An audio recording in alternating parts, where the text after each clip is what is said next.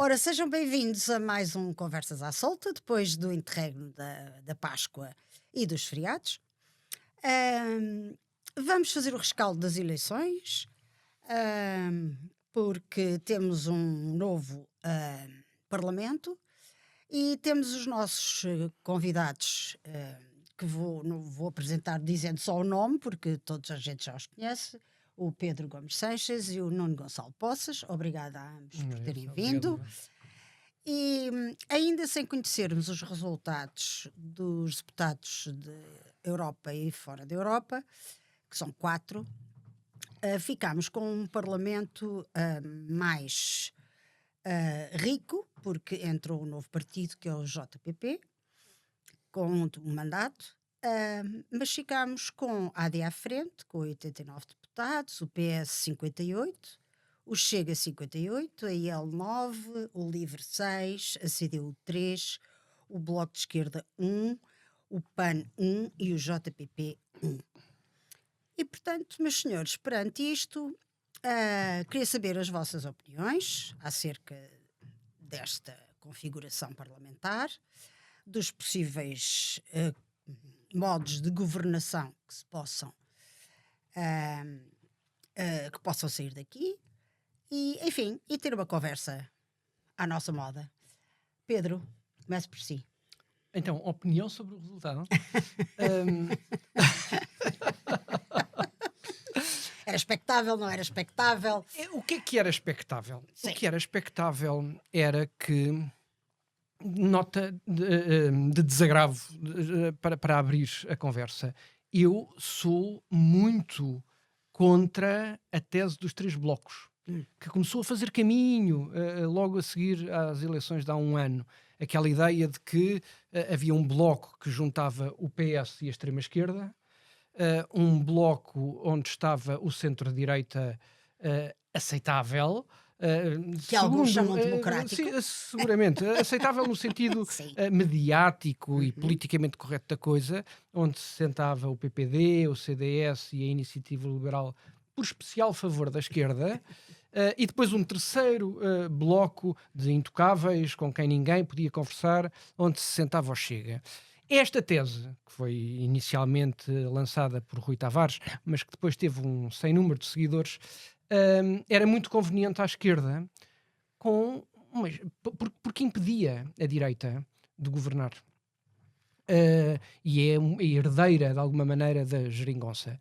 Curiosamente, esta segunda-feira acordaram os autores da tese com uma dor de cabeça, percebendo que neste equilíbrio de forças, esse bloco da ponta ficou mais fragilizado e sem condições de entregar o que quer que seja Sim, sim. ao país do ponto de vista de solução governativa.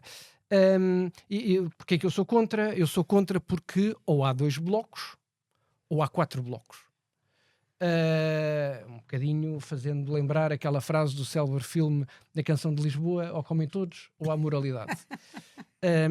E depois eu acho que vale a pena, e vamos ter a oportunidade de falar sobre isso, sobre o Chega.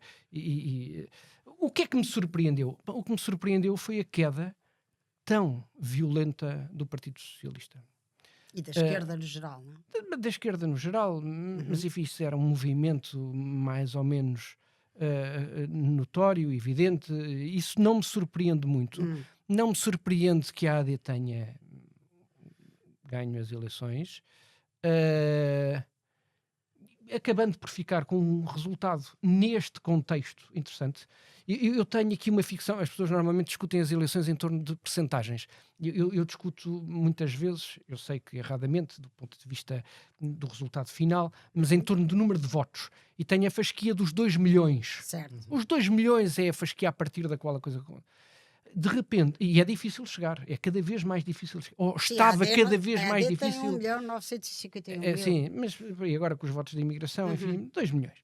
Era difícil chegar lá, era muito difícil ultrapassar, isso era ainda mais difícil com este cenário tão fragmentado, e aquilo que nós demos conta foi que a AD chegou aos 2 milhões e em cima disto temos mais 300 e qualquer coisa mil votos, ou 200 e tal mil votos da Iniciativa Liberal e mais 1.300.000 do Chega, ou seja, à direita do PS de repente temos 3 milhões e qualquer coisa que nunca foi coisa vista em Portugal. Depois também podemos discutir, se houver tempo, se o PSD, enfim, para contestar um bocadinho algumas narrativas dominantes de que o país virou à direita. Eu não estou absolutamente seguro que o PSD seja um partido de direita e não estou absolutamente seguro que o Chega seja um partido de direita, pelo menos convencional.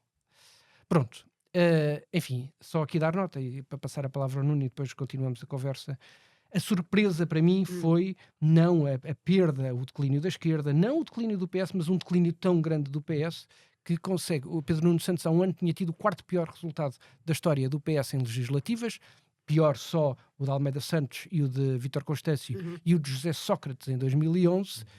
E Pedro Nuno Santos conseguiu piorar isso, sendo do ponto de vista numérico o 3º pior resultado da história, é do ponto de vista simbólico o pior resultado da história, porque pela primeira vez o PS fica em 3º lugar, e estou a dizer isto presumindo com grande segurança que os resultados da Europa confirmarão que o Chega ficará em 2º lugar.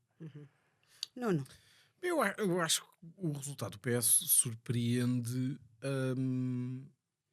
mas se calhar não espanta. Acho que talvez a expressão seja mais essa. Surpreende e não surpreende. Estavas à espera que ele caísse? Estava à espera que caísse naturalmente, estava à espera que tivesse um resultado pior do que teve o ano passado. Eu também estive a olhar para estes dados das últimas eleições, desde 2002, pelo menos.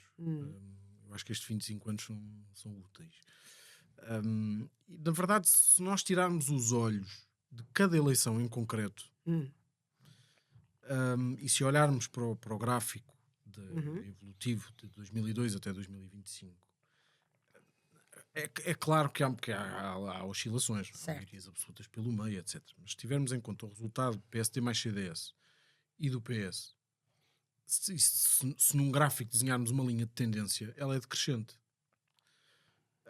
Terá as suas oscilações, mas a tendência é sempre de queda. O PS teve pouco mais de 2 milhões de votos, e esse limite de facto é relevante. Teve pouco mais de 2 milhões de votos em 2002, em 2009, teve pouco mais de 1,5 milhão em 2011, recuperou um bocadinho, portanto continua muito abaixo dos 2 milhões em 2015, em 2019, e quando tínhamos a geringonça e havia uma maioria absoluta, etc. Depois aqui o sistema eleitoral também conta, no fundo, mas os votos expressos de facto eu acho que é o indicador que se deve ter em conta para perceber as tendências e para que sentido é que o eleitorado pode ou não estar aí.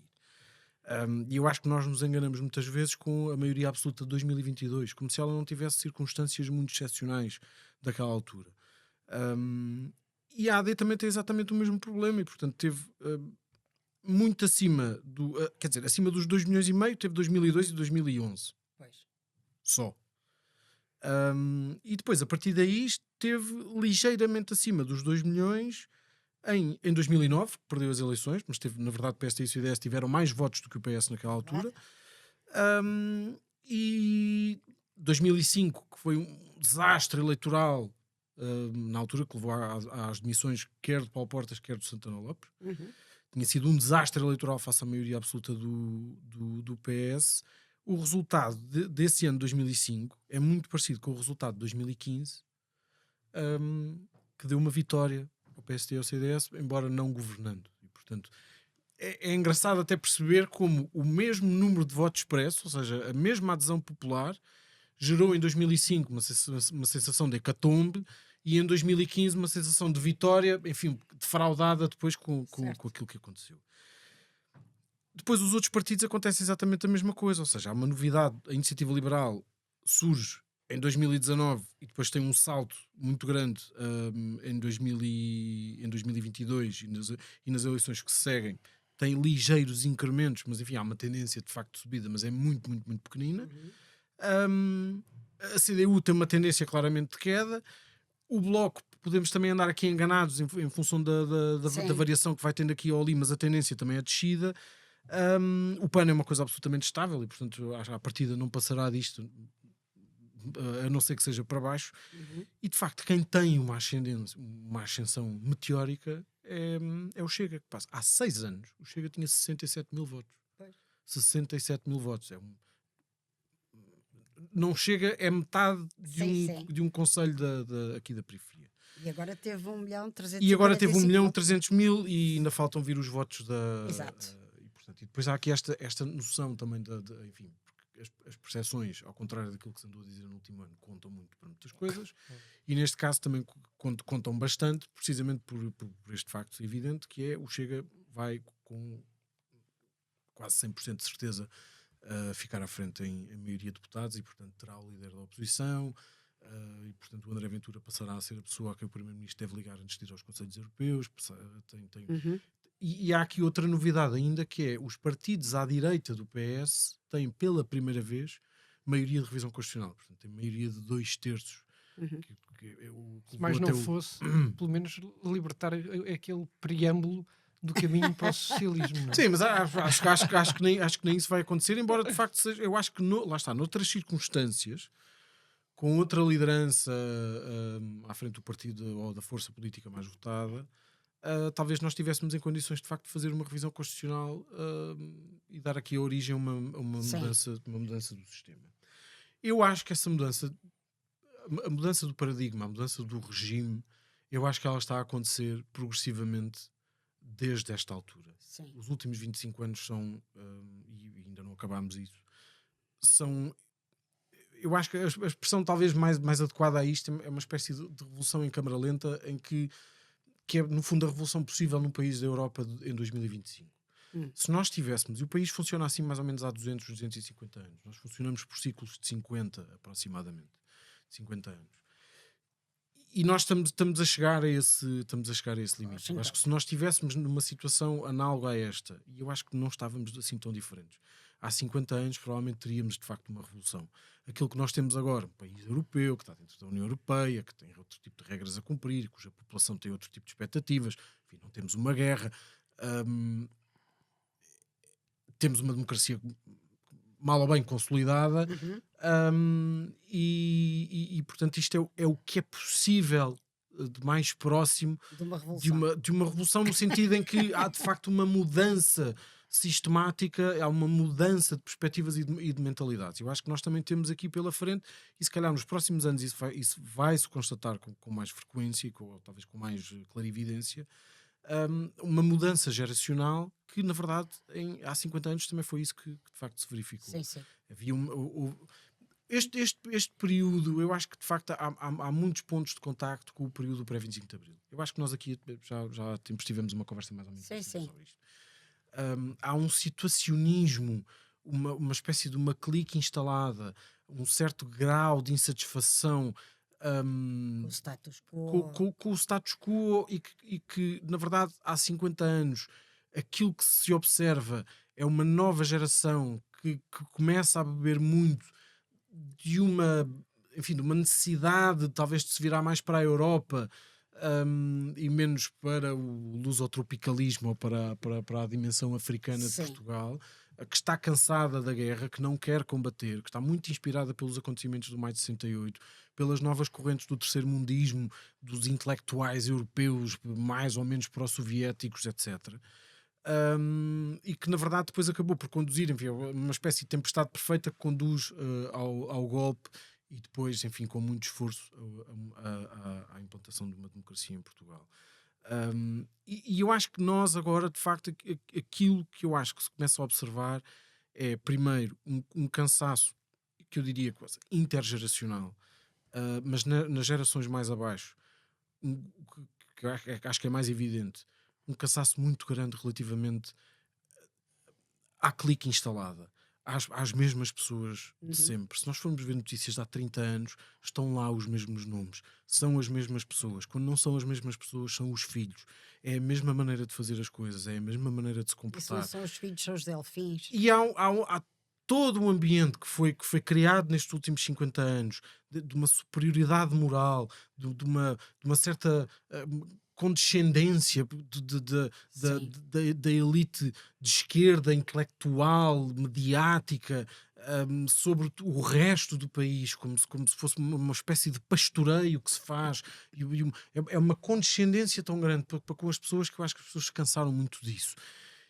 E eu acho que, enfim, pois há aqui coisas mais circunstanciais. Há um problema e isto também é herança dessa clique e dos últimos 10 anos de Partido Socialista. O PS, graças aos acontecimentos de 2015, por ter tido um primeiro-ministro e um líder partidário que quebrou todos os protocolos, todas as regras institucionais, que banalizou algum tipo de radicalismo, abriu as portas a que o radicalismo de face oposta fosse também ele banalizado.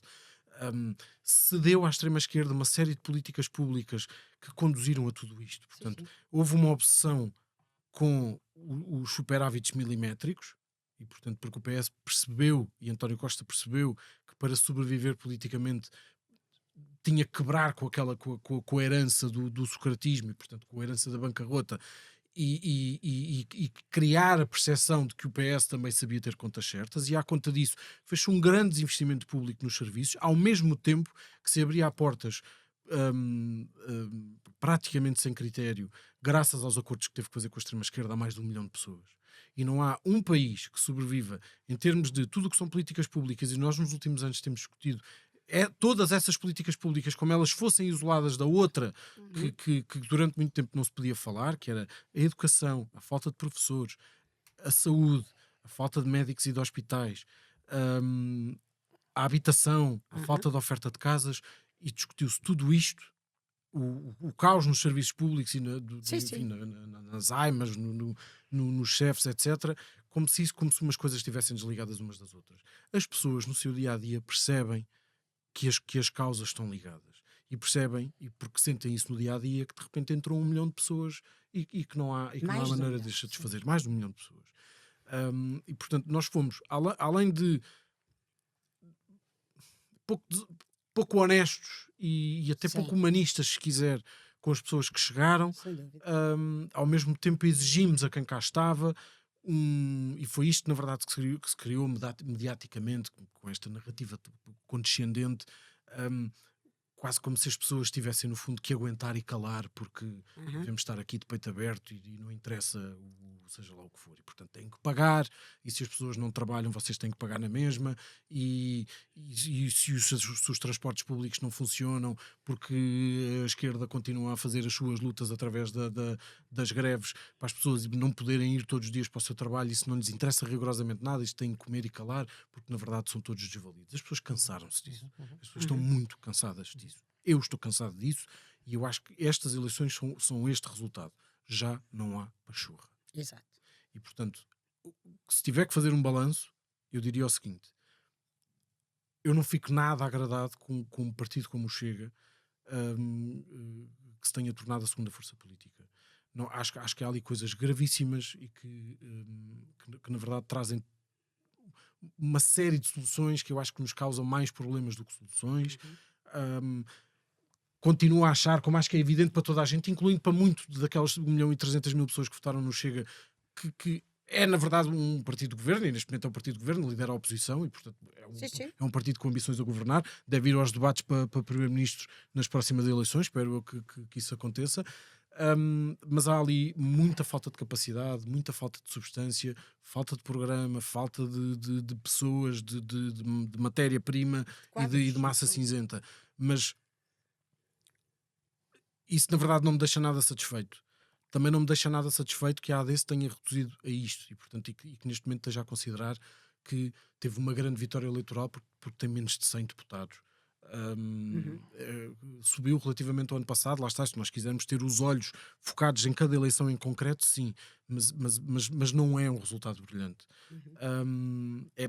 Relativamente, por comparação, mas não é um resultado brilhante.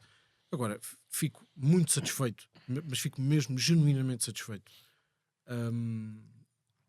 porque o Bloco de Esquerda praticamente desapareceu. E isso E em sentido contrário o LIVRE subiu. Sim, mas apesar de tudo, isso gera-me aqui também algum desconforto. Mas Mas subiu a um ponto quer dizer, o livro está, depois podemos falar disso um bocadinho mais à frente, mas eu acho que o livro está um bocadinho como a iniciativa liberal. A expressão que eu usei até no texto que saiu hoje no Observador é que o livro e a iniciativa liberal são um bocadinho uma espécie de um botão num casaco de feixe eclair. E eu acho que a sensação é um bocadinho essa. Na verdade, ele está lá, mas ninguém sabe muito bem para quê. A iniciativa liberal tem a pior imprensa do que o livro. Portanto, o Rui Tavares ainda vai beneficiando destas coisas todas, enfim, da benevolência. Mas eu não quer dizer... Se a iniciativa liberal for um botão num casaco de feixe eclair, eu prefiro cardigans do que aqueles casacos de feixe. Sim, eu percebo. Mas acho que a iniciativa... Aliás, acho que todos os partidos neste momento têm muito em que pensar, incluindo o Chega, mas o Chega por outras razões. Mas na verdade toda a gente tem que pensar muito bem no que anda aqui a fazer. Exato. Mas tu achas que isto foi definitivamente este resultado? O cansaço do sistema político que temos, mais do mesmo, não? Estamos fartos daqueles dois. E queremos... não é só daqueles dois em concreto. Eu acho que as pessoas estão fartas de tudo. As pessoas não... é insuportável. É insuportável que uma família normal de classe média que vive nas periferias ou no interior, ou naquelas cidades que as pessoas que passam os dias inteiros na televisão e nos jornais não visitam há não sei quanto tempo, a não sei quando vão lá comer uma sopa de cação. Exato. Ou quando passam na autoestrada para ir para o Algarve. Verdade, é insuportável isto. As pessoas têm uma vida normal, ganham os seus salários de 1.300, 1.400, 1.500, 2.000 euros que seja, umas mais abaixo, outras mais acima, fazem um esforço para ter as crianças a estudar, os seus filhos a estudar, pagam os seus impostos, usam os transportes públicos, têm os seus carros, fazem férias. As pessoas primeiro não gostam de ser tratadas como pobres, que é uma coisa que se faz muito o tempo todo. Não, porque o Chega está a recuperar os votos dos pobres. Não é dos pobres coisa nenhuma. Quer dizer, Portugal não é um país miserável. Isto não é o Ruanda. E as pessoas não se sentem... Eu, se estiver em casa, se tiver um salário com 1.300 euros, eu não gosto que as pessoas estejam a falar de mim como se eu fosse um desgraçadinho. Claro. Eu ganho o suficiente para pagar impostos e ao mesmo tempo vem-me dizer que tenho de continuar a pagar impostos porque afinal ainda há uns mais desgraçados do que eu que têm o direito de não trabalhar se não quiserem. Exato. Isto é insuportável. É uma condescendência inacreditável. As pessoas pagam cada vez mais seguros de saúde, portanto ganham o suficiente para pagar seguros de saúde. Podem fazer um esforço muito grande para o fazer, mas fazem-no e ganham o suficiente para isso. Podíamos ter estilos de vida melhores comparativamente à Europa? Podíamos ter salários mais altos? Podíamos. E eu acho que esse é o grande fracasso da AD e do PS, é nivelar tudo por baixo. Sim. É assegurar que ao mesmo tempo, quer dizer, que nós conseguimos fazer aqui um bocadinho esta dicotomia, que é tratar as pessoas como milionárias e como desgraçadas ao mesmo tempo. Isto não é possível. É o retrato de partidos e de pessoas e de comentadores e de analistas e de jornalistas e de toda a gente que passa o tempo a falar sobre isto, como é o nosso caso, que não sabe o país onde vive, que não conhece as pessoas, não sabe que hábitos é que as pessoas têm. Então, na semana das eleições houve uma greve insuportável da CP. Verdade. E alguém acha que o PCP não ia sofrer por isso? As pessoas não sabem de onde é que vêm aquelas greves, não sabem para que é que servem. Claro. Quer dizer, uma pessoa sai de casa de manhã, alguém que vive na margem sul, que são os filhos e os netos dos operários que o PCP consumiu, que eram pessoas conservadoras, muitas delas até católicas, que o PC consumiu politicamente e que as convenceu de que eram comunistas e na verdade nunca foram. Eu vivi no Seixal 20 e tal anos da minha vida, fui autarca durante 10 anos no Seixal, eu conheci praticamente tudo quanto era comunista naquela zona. E eu sei que aquelas pessoas eram tão comunistas como eu. Pois, claro. Tirando os oportunistas que gostavam, enfim, que viviam da Câmara e do partido e no fundo da política, como se vive nos outros partidos todos. Mas aquelas pessoas não são comunistas, são talvez muito conservadoras, muitas delas muito reacionárias, e no fundo o PCP tinha-as consumido. Os filhos e os netos destas pessoas já não são operários. Acabou. Essas pessoas trabalham em serviços em Lisboa e deslocam-se todos os dias. Acordam cedo, apanham um autocarro, apanham um barco ou um comboio, apanham um metro, apanham outro autocarro, trabalham um dia inteiro, voltam para casa, voltam a apanhar o autocarro, o metro, o barco ou o comboio, mais um autocarro. voltam para casa, têm que fazer jantar, têm que engomar, têm que lavar a roupa, têm que limpar, têm que tratar das crianças, dos filhos, ver os trabalhos de casa, fazer tudo e mais alguma coisa. Ao final do dia, querem descansar e estar sossegadas. Não querem chegar à rua onde moram e ter uma série de gente que passou lá o dia que sem nada para fazer. Não querem chegar a casa e ter os filhos a dizer que foram assaltados mais uma vez. Que no fundo era isso que acontecia. Isto é... Isto mexe um bocado comigo porque de facto é um cansaço insuportável. Estou aqui encantado. Depois vou perguntar ao Nuno onde é que eu voto para o eleger a ele. Onde é que eu voto para o eleger? Olha, eu acho que o Pedro tem razão. Eu vou contar. São duas histórias muito rápidas e depois passo a palavra ao Pedro, que é para eu também fazer aqui uma pausa. Mas, e tem 30 e tal anos. Mas é fácil imaginar o que é viver 30 e tal anos com estas coisas sistematicamente a acontecer. Sim. E continuam a acontecer hoje. Quando eu andava, já não sei se na escola primária, se no preparatório, na altura o presidente Jorge Sampaio foi visitar uma escola ao bairro da Quinta da Princesa.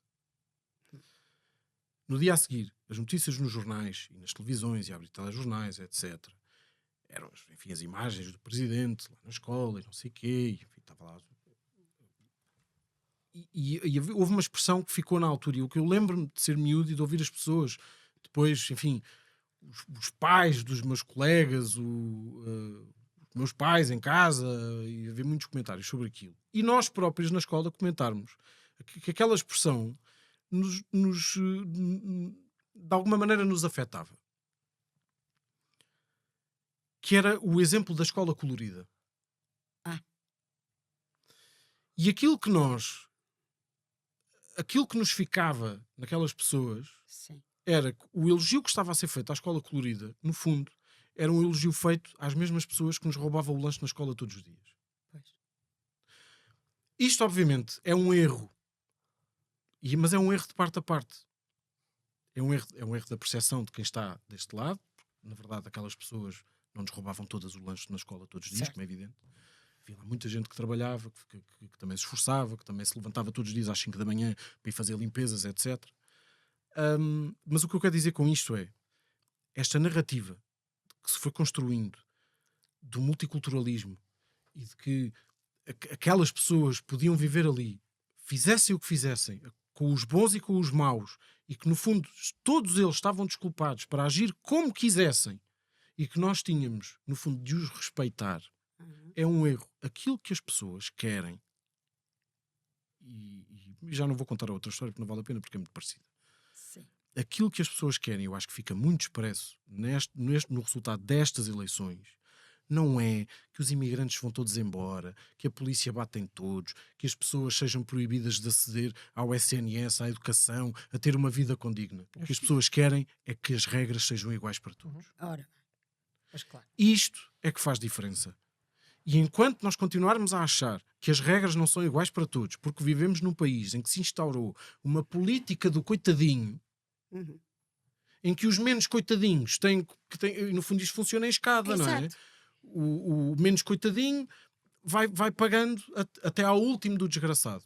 E o último do desgraçado não tem regras a cumprir. As pessoas sentem isto todos os dias. Claro. E portanto o resultado destas eleições é isto. Certo. E muito mais. Sim, imagino que sim. Tu ias por aí fora e não te calavas mais e votávamos todos em ti. Só falta fazer um partido. Pedro. Então, depois disto... Depois desta...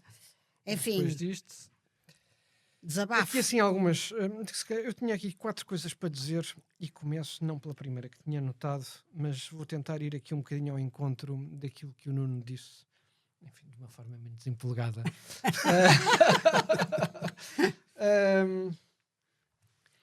Mas que tem mas que cruza pontos que me parecem importantes, designadamente aquele por onde o Nuno começou e o último por onde acabou. E que tem um bocadinho a ver, estamos a falar do Chega, obviamente, não sei se já tínhamos dito o nome do partido.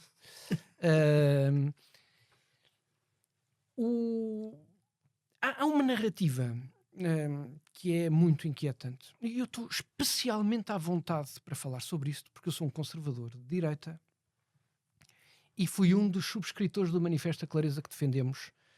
E o que o Manifesto A Clareza que Defendemos dizia, e não dizia em parte alguma linhas vermelhas, Certo. é bom recordar isso. O que o manifesto dizia era que a direita conservadora e os movimentos nacional-populistas, em crescendo um pouco por todo o mundo ocidental, não faziam amálgama. Não eram a mesma coisa. Que Reagan não era a mesma coisa que Trump, que não se dizia na altura que Farage, mas o espírito é Farage, não é Thatcher, e por aí fora vai dando alguns exemplos, mas era marcar uma diferença que existia e que continua a existir. Aliás, dá-se um caso curioso de eu acordar segunda-feira, eu que sempre fui de direita a minha vida toda, e que durante a minha vida toda, enfim, nestes últimos anos, se calhar já não, mas quando era miúdo, quando me dizia de direita, eu nunca me dizia de centro-direita. Eu dizia-me de direita. E quando me dizia de direita, havia do outro lado quase como que uma expectativa de que eu me justificasse. Nunca vi isso à esquerda.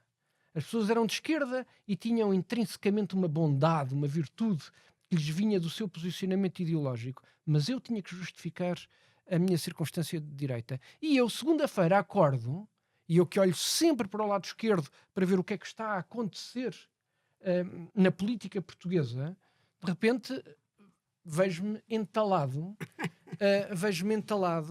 entre um governo supostamente de direita que tem a oposição à sua direita.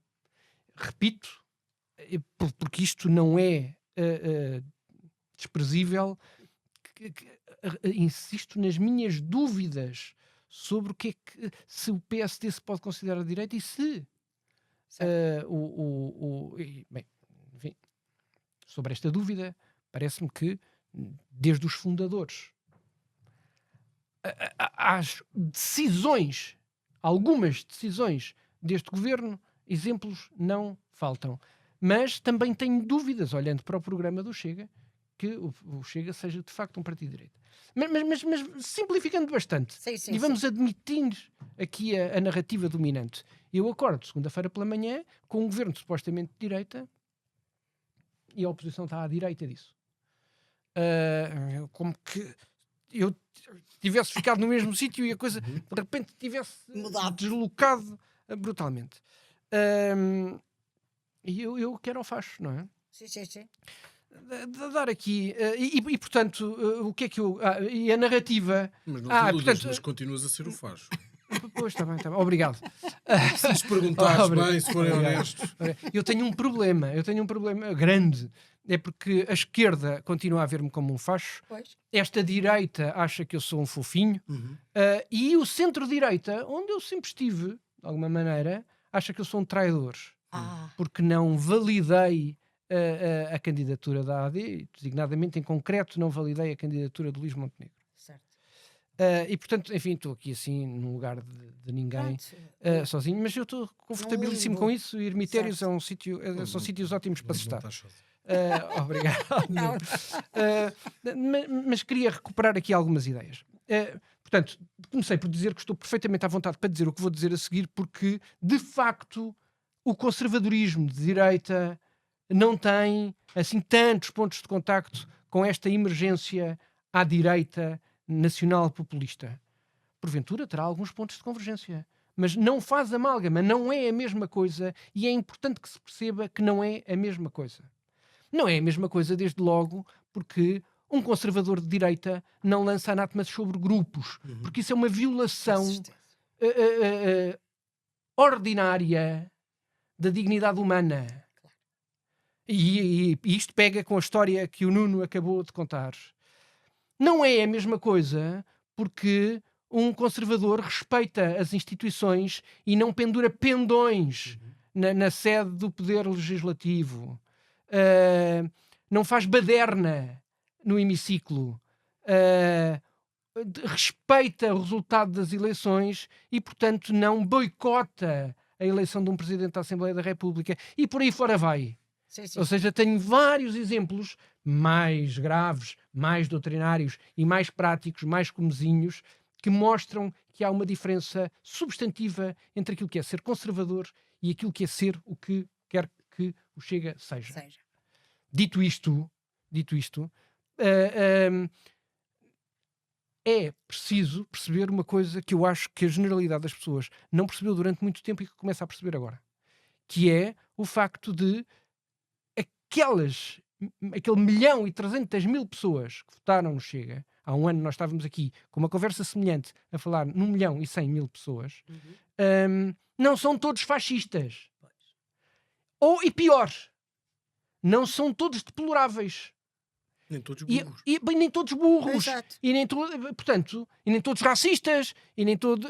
Por gente burra vota em todos é os muito partidos. Não, mas desculpa lá que eu agora estou a chegar ao âmago do meu primeiro ponto, que é, durante muitos anos, nós tivemos gente a votar num partido, eu já nem vou falar no Bloco de Esquerda, e tenho aqui alguns exemplos que podemos escalpelizar a seguir, mas tivemos gente, durante muitos anos, respeitável, a votar no Partido Comunista, que professa uma ideologia comunista, que defende uma ideologia e regimes infames há 2, 3, 4 anos, não mais do que isso. O líder do Partido Comunista titubeava em classificar a Coreia do Norte como uma ditadura e estava tudo bem, porque o Partido Comunista se tinha institucionalizado, respeitava as instituições, tinha deixado de ser um extremista perigoso aí a partir da década de 80, início da década de 80, quando o sistema estabilizou, e portanto estava tudo bem. Podiam defender ideologias infames, ser defensores ou coniventes com regimes infames, mas o Partido Comunista falava pelos desvalidos. E isso era legítimo. Isso sobrepunha-se a tudo. Sim. Pá, mas caramba, eu nunca vi o André Ventura defender nenhuma ditadura. Eu posso ficar revoltado ou não, mas pode-me indignar as filias que André Ventura tem com Trump. Se for o caso, posso-me sentir indignado com as filias que Ventura, no limite máximo de abuso da democracia, tem com um regime liberal como o de Orbán. Sim. Mas até aí eu não estou a falar de uma ditadura sequer semelhante ao que há em Cuba, ou na Venezuela, ou na Coreia do Norte. Todas! Ditaduras, todas elas, com representação na festa do Avante, onde toda a gente vai celebrar. Toda a gente. Até Marcelo Rebelo de Sousa. Toda a gente acha normal ir a uma festa onde se celebram essas ditaduras, organizada por um partido como este. E sempre achou. Mas agora o Chega, caramba. Portanto, uma coisa é eu entender que do ponto de vista político e doutrinário eu tenho diferenças substantivas que importa esclarecer para que não se confunda com este partido. Outra coisa é agora triturar esta gente como se fossem deploráveis, inaceitáveis e fora do regime democrático. Cresceram tanto, que agora já toda a gente percebe que isso não pode acontecer. E agora passo para o meu segundo ponto, que tem a ver com o facto de André Ventura era, até domingo, o líder do terceiro maior partido português. E, portanto, podia, porventura, ser o parceiro de governo. Não tivesse existido o não é não. E ainda bem, eu acho que eu não abandono a tese de que o Chega não tinha condições para entrar no governo.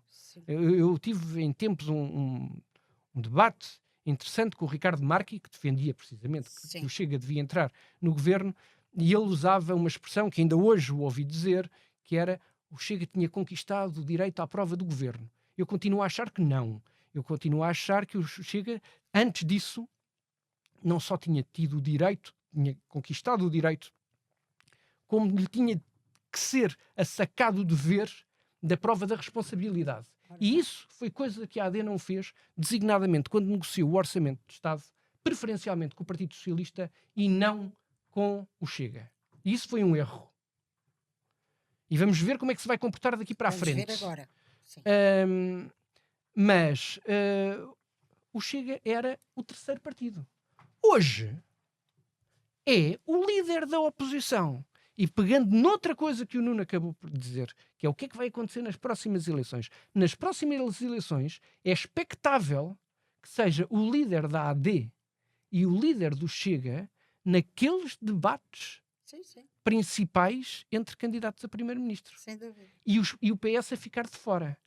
Tenho imensas dúvidas que isso vai acontecer, mas estaremos cá para ver. Certo. Mas estaremos cá para ver. A pergunta que eu faço agora é: qual é que é o incentivo que André Ventura tem para, ainda que o não é não caísse, eu acho que não pode cair, com Luís Montenegro à frente, para anuir num governo? Não Sim. tem nenhum incentivo. Qual é o incentivo de um líder que faz uma ascensão meteórica e consistente Sim, sim. de um partido em 6 anos para passar a ser a muleta no lugar de ser o líder da O oposição? Ventura já disse que não quer. Pronto, Quer isto ir para o governo. leva-me aqui a um outro problema, Hum. que é, se assim for, então, bom, claro, os ventos correm de feição a Luís Montenegro. Eu acho que não voltaremos a falar de eleições antes de outubro de 2027. E correm de feição.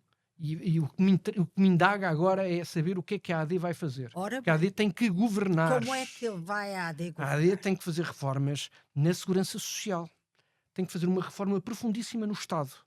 Tem que tratar da competitividade económica designadamente e, olhem, dando corpo às palavras do inspirador de Montenegro, que é Cavaco Silva, fazer uma reforma fiscal. Sim, sim. Tem que tratar da educação, tem que tratar da habitação e da saúde. E tem que ter ideias claras sobre isto e tem que ter soluções para estes problemas. São problemas graves. Alguns deles são de sistema, são de Sim, regime. sim, Já sim, falámos sim. sobre isto aqui também. Já. E já falámos há um ano. E continuamos com o elefante mesma. na sala, na mesma, inamovível. Quais são as ideias absolutamente claras que a AD tem sobre esta matéria? Tem que as pôr em cima da mesa e os dois, enfim, Conversar. desconsiderando os outros agora, sem desmerecer, mas desconsiderando agora para efeitos de geometria parlamentar, sim. considerando os dois grandes partidos, um à esquerda e outro à direita, como é que eles se vão posicionar relativamente a isso? E o governo tem que falar com os dois. E tem que falar primeiro, volto a dizer, eu disse isto aqui há um ano, volto a dizer, tem que falar primeiro com o Chega e só depois com o PS. Sob pena eu tenho a tese de que há um consenso social-democrata na sociedade portuguesa há décadas, que o PSD e o PS não se distinguem brutalmente. Concordam na natureza, variam no número. Já tivemos PS mais à esquerda e PS mais à direita, PSDs mais à esquerda, PSDs mais à direita, mas salvo raríssimas exceções, andam dentro daquilo que se pode considerar um consenso social-democrata. A raiz é mesmo. Se Sim. a opção da AD for virar-se para o PS, podemos acordar um dia em que a amálgama que foi feita foi entre estes dois partidos indistinguíveis, porque há protagonistas diferentes, mas do ponto de vista da natureza da governação, Sim. indistinguíveis, e inexoravelmente passemos a ter à direita esta direita como alternativa. E eu acho que isto é um risco muito grande. Só uma nota final sobre como é que chegamos aqui, também pegando em algumas palavras do Nuno. O PS incubou o monstro. Incubou quando? Incubou quando pôs como pano de cena a corrupção que não nasceu ali, mas que, enfim, ganhou uma dimensão estratosférica no controle de todos os poderes durante o consulado de Sócrates. Pariu.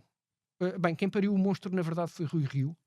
É verdade. Na verdade, quem pariu o monstro foi Rui Rio. Mas alimentou o monstro com a degradação dos serviços públicos E com a bancarrota antes ainda. E com a bancarrota Sim. antes, mas já estou aqui no período Costa, com a degradação dos serviços públicos, aumentando a insatisfação, engordou ainda mais o monstro quando escolheu um partido que tinha só um deputado. O António Costa escolheu André Ventura, que era deputado único, como seu interlocutor de polarização, fazendo com isto uma terraplanagem Exato. de todo o caminho entre si e André Ventura. Destratou Assunção Cristas, destratou o PSD e Rui Rio, Até acusava-os de radicalismo. de radicalismo, Sim. e, portanto, polarizou com André Ventura. Fê-lo crescer Filo. por força disso. Sim. Deu-lhe protagonismo, com a cumplicidade de Ferro Rodrigues, com a cumplicidade de Augusto Santos Silva. Sim. E agora, o seu partido foi comido pelo monstro. Exatamente. E há uma justiça poética nisto. Vamos ver se não acaba mais alguém comido com isto. Admito que Ora sim. bem, Nuno, o que é que tu achas de como é que vai ser esta governação? Não, eu ia pegar aqui num ponto que o Pedro tinha levantado relativamente a esta questão de com quem é que a AD deve falar Exato. primeiro, pegando aqui num ponto que eu acho que é essencial nisto e que ficou em vazio durante o último ano. Eu acho que também foi muito por isso também muita gente se afastou da AD. Sim. Independentemente de ter subido Sim. quase marginalmente a votação, que é o facto de o PSD não ter um programa suficientemente claro, nem uma agenda suficientemente clara. O que é que quer dizer com isto? Estás a falar de reformadora? Sim. Nós, nas eleições há um ano, discutiu-se muito e continua a discutir-se também nestas, mas enfim, mas há um ano discutia-se muito. Não era o que o PSD queria fazer, era com quem é que ia governar. Ótimo ponto. Exatamente. Isto é que era importante Ótimo, saber. exatamente. Não é o que é que o PSD ou o PS querem fazer no país. É verdade, é não, verdade. é com quem é que querem governar. Exato. E as televisões e os jornais passaram Dias, semanas, semanas, sim, meses, sim. a fio, até que o homem um dia lá disse que não é não, e a expressão ficou. A questão é que nós chegámos a este ponto e esse vazio manifesta-se de tal maneira que aquilo que nós devíamos estar, pelo menos a tentar perceber, até para nos clarificar, e até já devia ter clarificado antes, que é, o PSD devia, no fundo, apresentar-se agora e dizer: o meu programa é este. É isto que eu quero fazer. Tenho 2 parceiros potenciais, um à esquerda e outro à direita, para o fazer. Qual deles é que corresponde mais à minha ambição? Sim. Não é nada disto que se passa. Portanto, nós continuamos na mesma conversa de há um ano, que é com quem é que o PSD no fundo se pode... Coligar. Não é coligar, é com quem é que pode fazer um acordo. Acordos. E isto inquina todo o debate. Aham. É verdade, e eu acho que agora também vamos assistir aqui um bocadinho a um jogo de sombras, como também já assistimos há um ano e temos assistido durante o ano inteiro, com, enfim, talvez uma vantagem sobre o ano passado, que é, enfim, o PS vai ter inevitavelmente outro líder, e alguém necessariamente diferente de Pedro Sim. Nuno Santos. Portanto, vamos deixar de ter aquelas reações de criança mimada de eu não voto nada e vou votar contra tudo e isto é não sei o quê, e depois de repente, não, afinal eu voto, mas e portanto depois acabou com aquela noite eleitoral e com aquele espetáculo degradante e com aquele discurso deplorável, que foi esse sim deplorável, de alguém que tinha sido que tinha sido acabado de humilhar nas urnas, que não foi, de facto. Eu acho que o Miguel Morgado dizia isto esta semana, que não foi sequer capaz de dar os parabéns a quem ganhou. É verdade. Isso, sim, senhor. E portanto vamos contar com outro líder no PS enfim, que imagino que seja alguém mais cordato ou mais tendente a celebrar acordos e pelo menos a ser mais fiável e menos titubeante e menos birrento, um adulto, portanto. Mas há aqui toda uma questão que está por trás, que é quem for liderar o PS, o que é que quer fazer? E a AD aqui só tem 2 hipóteses. Ou governa a PS, ou governa à direita. Os casos, eu também subscrevi o manifesto que o Pedro estava a falar. Eu acreditei durante algum tempo que, até em termos de estratégia, e por alguns, enfim, tem alguns resultados, e, enfim, por princípio, em primeiro lugar, há um mar de diferença entre aquilo em que eu acredito e aquilo que o Chega representa. Sim.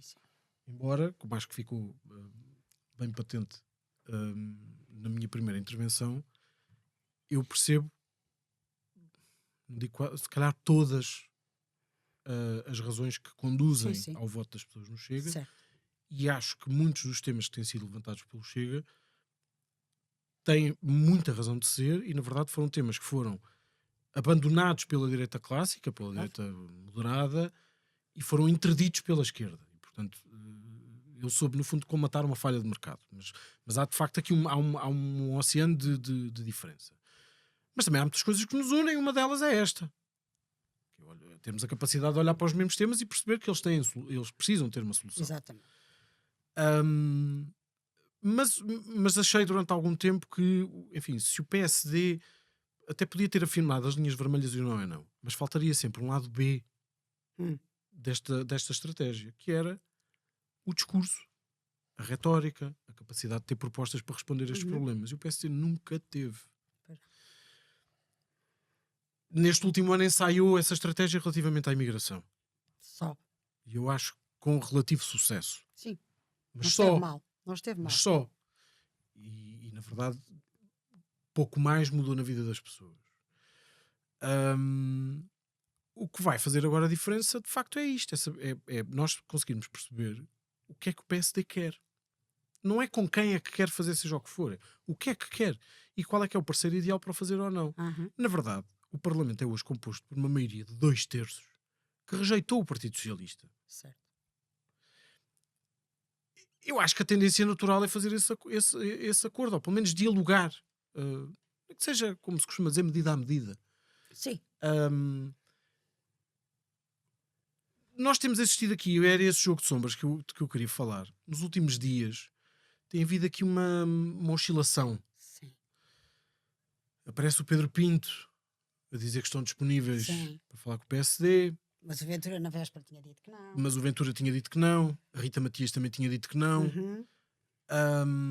Mas entretanto apareceu o Hugo Soares e o António Leitão Amaro a dizer que o não é não, afinal só vale para o governo. Porque para outras coisas, afinal, não é não, não é não. E eu acho, se tivesse que apostar, Sim. eu acho que nós nos devemos guiar mais pelo que disse o André Ventura e a Rita Matias do que pelo papel que está a fazer Pedro Pinto, que é no fundo fazer o tal jogo de sombras e tentar aqui ludibriar alguma coisa para que de alguma maneira o Chega se mostre disponível, mas ao mesmo tempo criando logo ali uma barreira e sabendo que as coisas não vão acontecer. Isso já funcionou há um ano, funcionou durante todo este ano. Verdade. Eles tiveram esse resultado e portanto acho que vão continuar a fazer a mesma coisa e votar com o PS certas coisas que acham que devem votar. Sim. E a AD continuará bloqueada sem capacidade de governar. Pois. Porque não tem uma agenda e não tem um programa. Portanto, este lado B continua a faltar sempre. E eu acho que o André Ventura é, no meio disto tudo,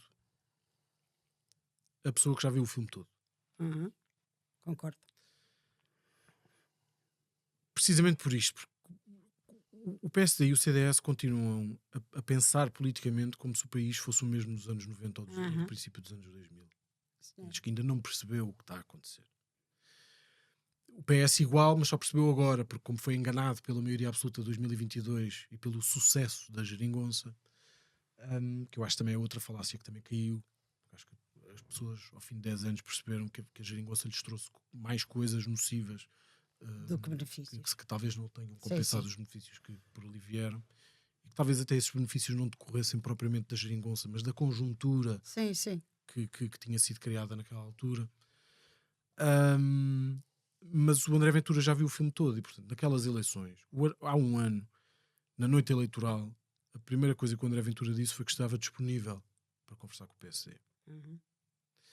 E desta vez, quando lhe perguntaram, foi a primeira coisa que lhe perguntaram, a única coisa que ele disse foi, ainda estava a entrar no hotel, julgo eu, foi que era muito cedo para falar sobre isso. E deixou muito claro depois na sua intervenção que a ambição agora é outra. Quer ser Ele primeiro-ministro? quer ser primeiro-ministro. Com certeza. Se vai ter capacidade, já nem digo de chegar lá, mas se vai ter capacidade de ser primeiro-ministro, Sim, sim. eu tenho muitas dúvidas, acho que, enfim, tenho até bastantes dúvidas que conseguir formar um governo até bastante razoável. Mas também acho que as coisas também levam o seu tempo. Seu tempo. E Sim. tal como o surgimento agora de muitos mais movimentos antissistémicos que ocupam ali algum espaço, também ajudam porque os blocos movem-se, lá está, não é? Uhum. E ajudam a trazer o Chega também mais para dentro. Mais para o centro. Não é para o espaço da moderação, mas é mais para o centro do sistema, porque o leque abre cada vez mais.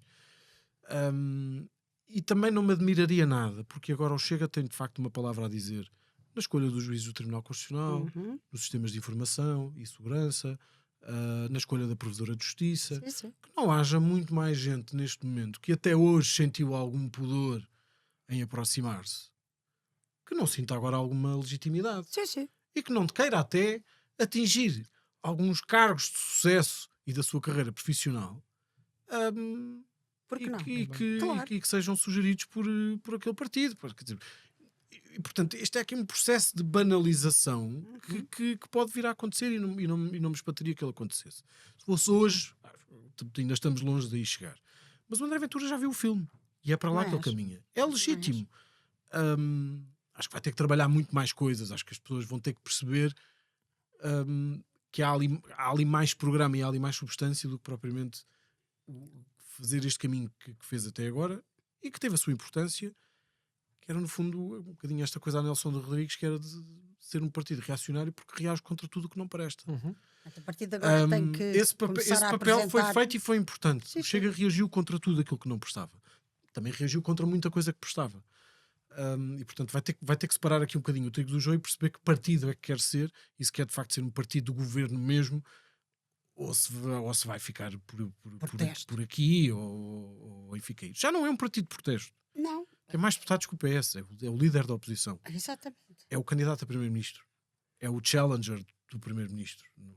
Mas em termos programáticos continua muito fraco. Sim, mas é isso. Mas agora o próprio partido vai ter que perceber para onde é que Os pode ir. programas são muito fortes.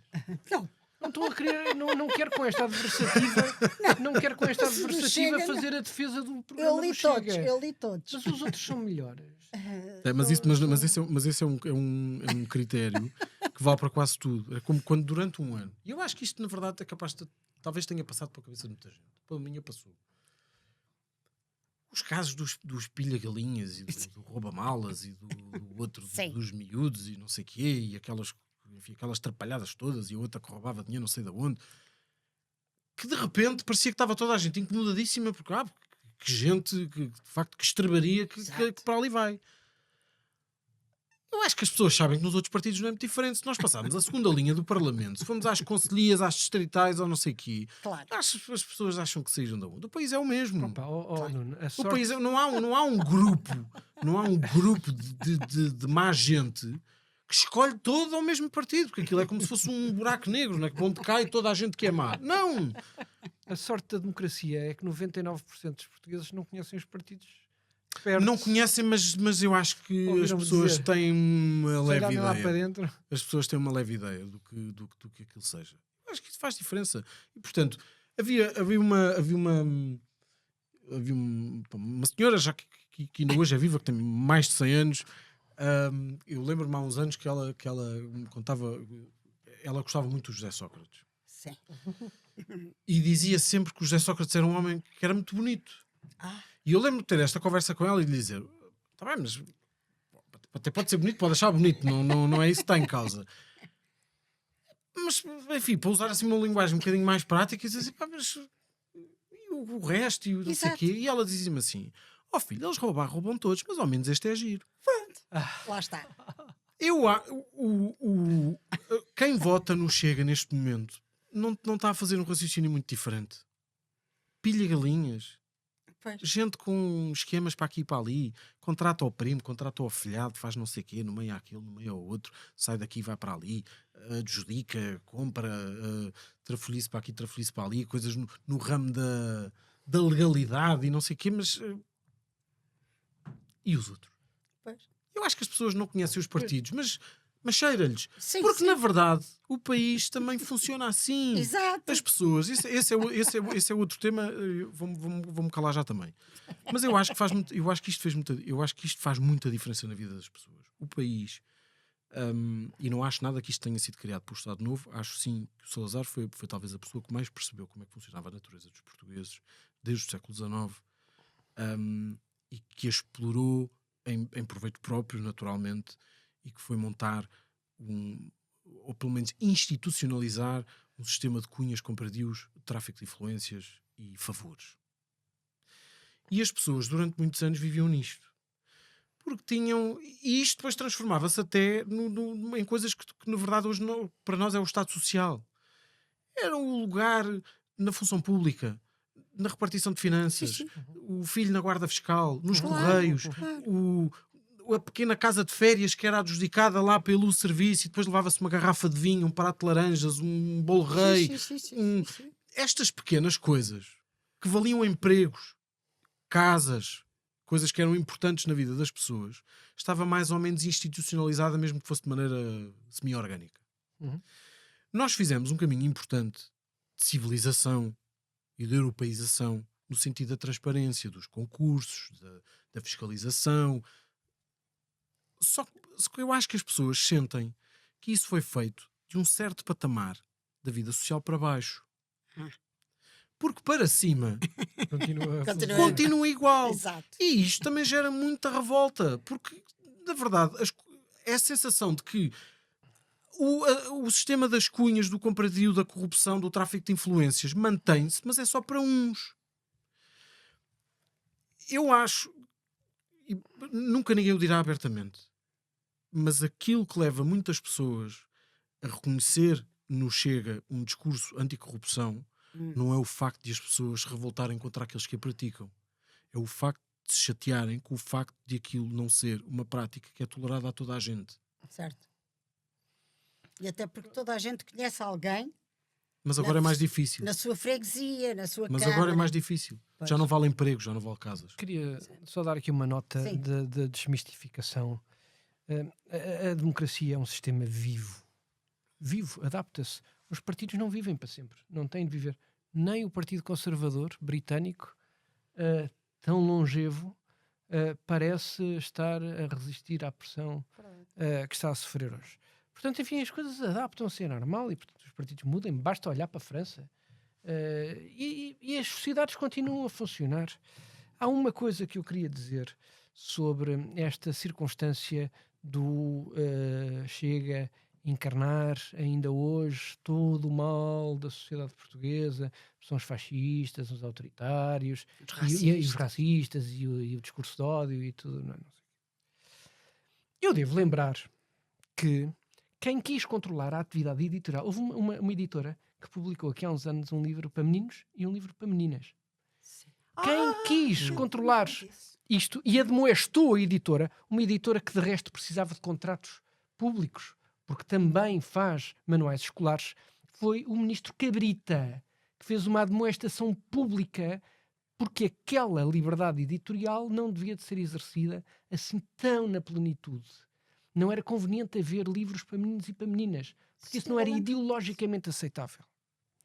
Quem interferiu na comunicação social, enfim, muitos interferiram, mas de uma forma muito estrondosa, foi José Sócrates, que correu com uma jornalista de antena.